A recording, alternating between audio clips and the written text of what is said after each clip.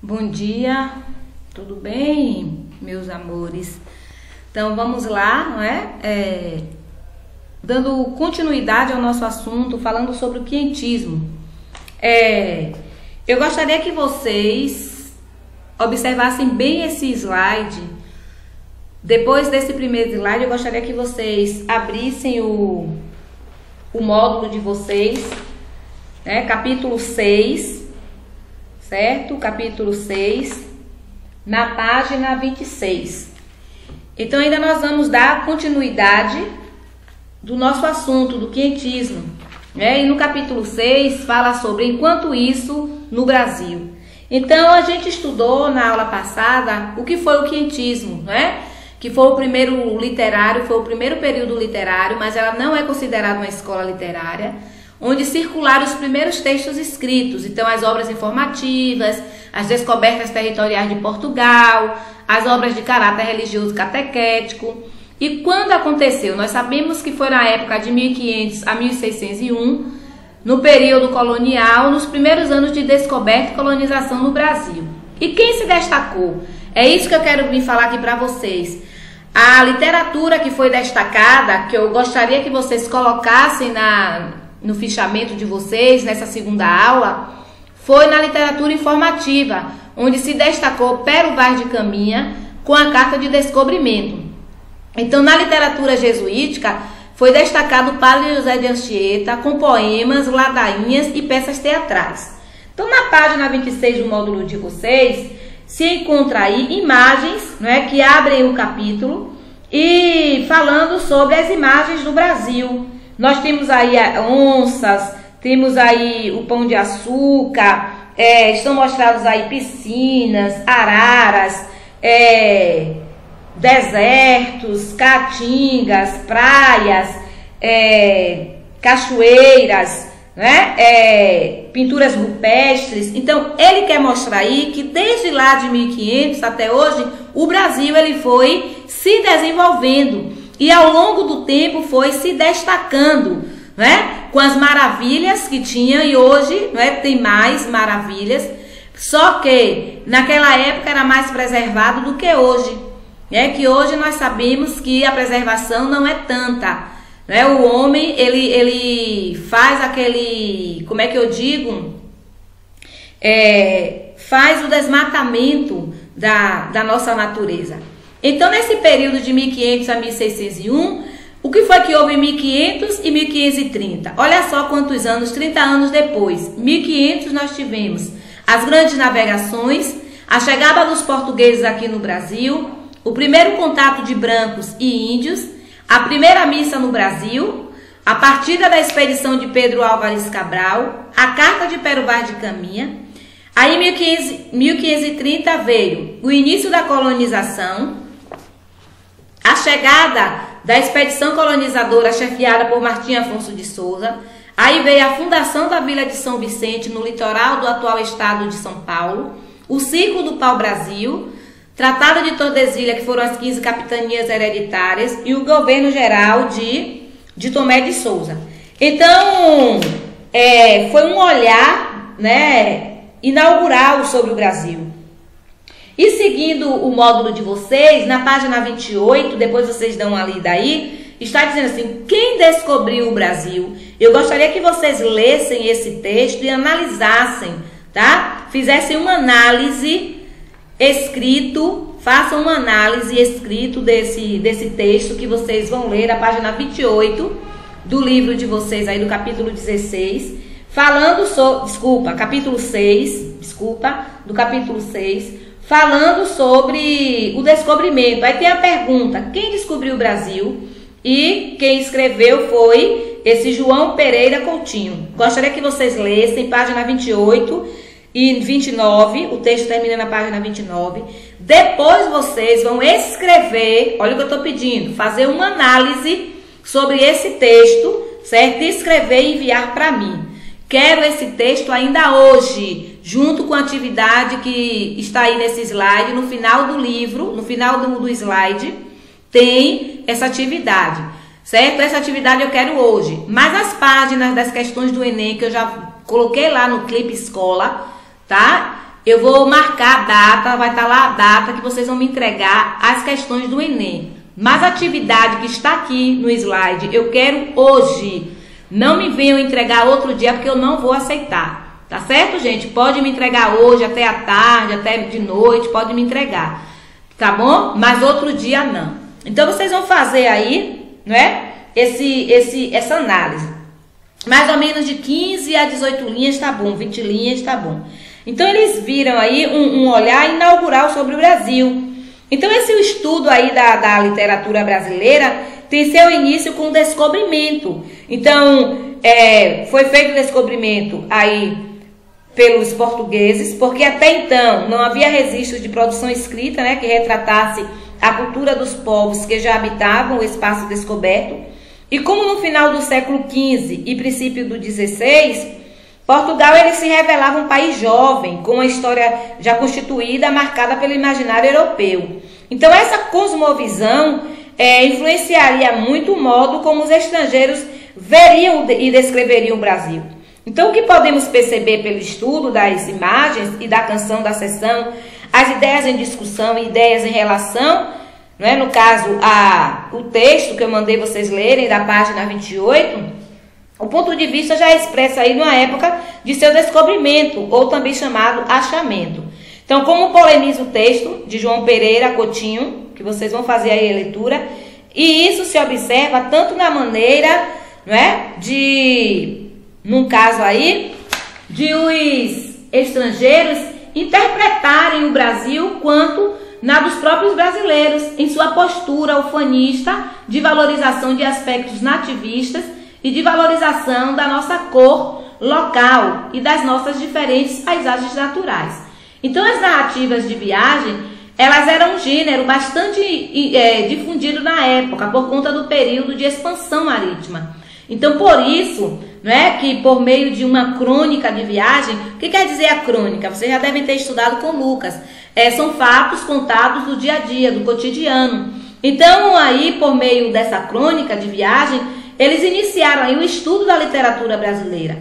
Então, utilizamos aí o termo literatura brasileira, mas é importante ressaltar, galerinha, que só mais tarde, no século XIX, os autores aí nacionais atingirão aí a maturidade suficiente para o registro de um conjunto de obras peculiares que retratem o Brasil. Então, de uma forma autêntica. Então, poderíamos dizer também que no século XVI, o que temos é uma literatura sobre o Brasil. Então, os primeiros registros de nossa terra apresentam um caráter essencialmente informativo, com língua e estilos portugueses, não passando, na maioria das vezes, de meros relatos sobre a flora, fauna e o elemento humano aqui encontrado.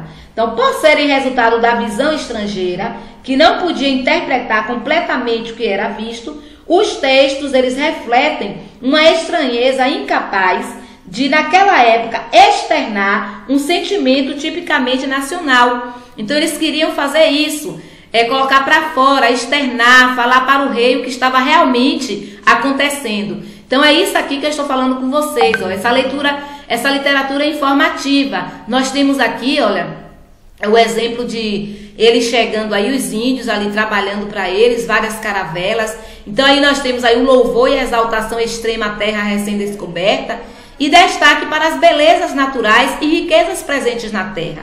Então, nesse capítulo 6, né, tem essas imagens no livro, e também a gente vê diariamente nas nossas imagens, nas nossas cidades, né, em países, a gente vê em cidades, em estados, a beleza que é o Brasil, né? As praias, nós temos aí os montes, as montanhas, as chapadas diamantinas, né? Uma beleza, o Morro de São Paulo, uma beleza atrás do outro. Então foram textos assim que circularam no Brasil colonial, feito por esses cronistas. Então eles informavam a metrópole sobre a terra descoberta. Então foi um estilo estritamente descritivo. Ele descrevia tudo o que estava acontecendo. Então foi um gênero na época muito importante para o desenvolvimento inicial do nosso país.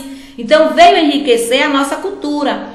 E qual é a característica dessa época? Então veio aí o estilo descritivo com a intenção de suprir as necessidades dos europeus que se encontravam além do mar, né? Então, aí tem um pedaço aí da literatura informativa, da carta de Pero Vaz, quando ele diz: nela até agora não podemos saber que haja ouro nem prata, porém a terra em si é de muitos bons ares, assim frios e temperados como os de entre Douro e Minho. Águas são muitas e infindas, e em tal maneira é graciosa que, querendo aproveitar, dar-se-á nela tudo por bem das águas que tem. Porém, o melhor fruto que nela se pode fazer, me parece que será salvar esta gente, e esta deve ser a principal semente que Vossa Alteza em ela deve lançar. Continuando aí, além dessa carta de Caminha, é importante mencionar como exemplos os textos também do Tratado da Terra do Brasil, a história da província de Santa Cruz, né, vulgarmente era chamada de Brasil, o Tratado Descritivo do Brasil de Gabriel Soares de Souza. Então, tudo isso, eles aproveitaram e fizeram essa descrição. Então, esse estudo dessa produção aí facilita, por exemplo, os entendimentos de que a exaltação da natureza e o sentimento nativista, que já aparecem timidamente em textos produzidos na época, apontam para uma das características mais marcantes de toda a literatura brasileira. Então, o ufanismo, o orgulho da terra, a exploração da cor local, temas abordados sob ópticas diferentes, por estilos literários desde o século XIX e XX. Então, em síntese aí, a Carta de Pero Vaz de Caminha é a certidão de nascimento do Brasil. Então, para o mundo da manifestação escrita ocidental, é a expressão do olhar brasileiro, sendo inaugurado pelo olhar estrangeiro. Então, é importante entender, para compreender as repercussões desse fato para toda a história da formação da cultura literária no Brasil. Então, aí, gente, a gente vê, não é, o desenvolvimento com a tecnologia, o que mudou no nosso Brasil. Certo? Então aí foi essa parte aí dessa literatura informativa. Aí nós tivemos também essa literatura de catequese, ou também chamada literatura formativa, literatura de formação. Então eles mandavam aí, eles escreviam textos, esses textos aí eram ensinados aos índios, eles relatavam também o andamento do trabalho de evangelização às autoridades portuguesas, né? E o objetivo principal dessa literatura jesuítica, ou também chamada de formação, era expandir o cristianismo e evangelizar o nativo para facilitar o processo de exploração da colônia pelos portugueses, né? Os portugueses não eram bobos em nada, então queriam conquistar os índios, para que os índios fossem depois trabalhar como os índios começaram a trabalhar, não é, por troca de bijuterias, por trocas de presentes, para pegar o pau-brasil, colocar na caravela e ir lá levar para a Europa, porque estava dando muito dinheiro aí, né, que o pau-brasil fazia tintas para pinturas de tecidos e outras coisas mais, outras especiarias. Então, e nos poemas de José de Anchieta que se percebe o valor literário. Então, eu tenho aqui um exemplo, e ele mostra muito assim uma mensagem religiosa, assim, trabalhava muito com as palavras, tinha espaço para a criatividade. Diz assim: em Deus, meu Criador, do pé do sacro monte, meus olhos levantando, ao alto cume, vi estar aberta a fonte, do verdadeiro lume que as trevas do meu peito todas consume. Então era um valor aqui, um valor religioso, tá? Aí continuando diz: correm doces licores das grandes aberturas do penedo, levantam-se os errores, levanta-se o degredo e tira-se a amargura do fruto azedo. Também merecem menção os poemas do Santíssimo Sacramento a Santa Inês, tá? Então foi uma época assim muito bem valorizada, foi uma carta de achamento, como eles diziam na época, era chamada de achamento ou descobrimento do Brasil, né? E foi uma literatura forte, mesmo porque, mesmo não tendo, eu posso dizer a vocês, sendo uma escola literária, mas foi de grande importância, principalmente essa literatura jesuítica, que produzia assim pelos jesuítas, foi produzida por eles, né? Principalmente por José de Anchieta, no século XVI, e tem como objetivo não só a educação dos colonos, né, que aqui se instalaram, mas principalmente a catequese dos índios que habitavam a costa brasileira, para convertê-los ao cristianismo e torná-los socialmente úteis.